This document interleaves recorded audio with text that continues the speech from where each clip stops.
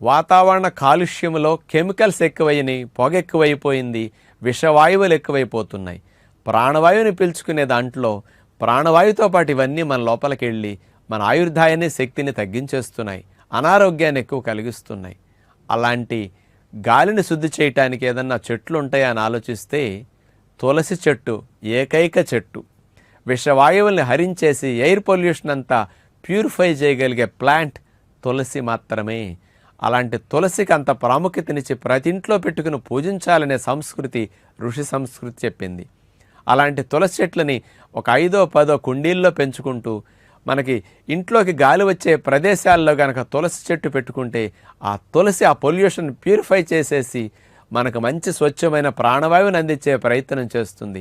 ప్రతిరోజు ఒక్కసారి నా తులసి చెట్టుకి అట్లా నమస్కరించి 4 రెబ్బలు లోపలేసుకుంటే మరీ మంచిదని మీ అందరూ గమనిస్తే బాగుంటుంది.